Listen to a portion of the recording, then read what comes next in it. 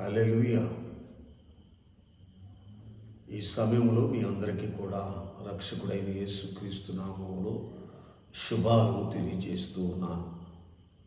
దేవుని వాక్యాన్ని చదువుకుందాం. పరిశుద్ధ గ్రంథంలో నుండి 20వ కీర్తన 2వ వచనాన్ని చదువుకుందాం. పరిశుద్ధ స్థలములో నుండి ఆయన నీకు సహాయం చేయునుగాక. దేవుడు తన వాక్యమును మన వెనుకడిలో దీవించునుగాక. ఆమేన్.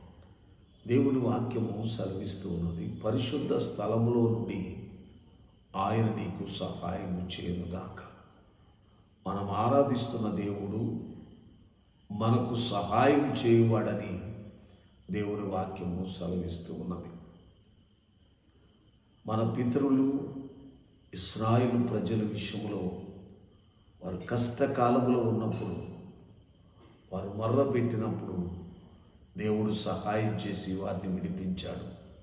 ఈరోజు మనము కూడా మన అవసరతల కొరకు, మన అక్రతల కొరకు దేవుడిని అడిగినట్లయితే దేవుడు మనకు సహాయం చేసి మన హృదయాలను తృప్తిపరచువాడు.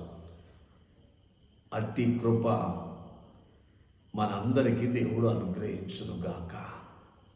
ఆమేన్. ప్రార్థన చేసుకుందాం. పరిశుద్ధుడా, ప్రేమ కలిగిన తండ్రి యేసు ప్రభువా, మీకు వందనాలు నాయనా. మీరు మాకు సహాయం చేసే దేవుడు అని నీ వాక్యము ద్వారా బయలుపరిచినందుకు వందనాలు దేవా. అన్ని విషయాలలో ప్రభు దేవా, మీరిచ్చే సహాయాన్ని పొంది మా జీవితాలను మేము కట్టుకుని నీలో జీవించే గొప్ప ధన్యతను దయచేయమని యేసు అతి పరిశుద్ధమైన నామమును బట్టి అడిగి ప్రార్థిస్తున్నాం తండ్రి. ఆమేన్.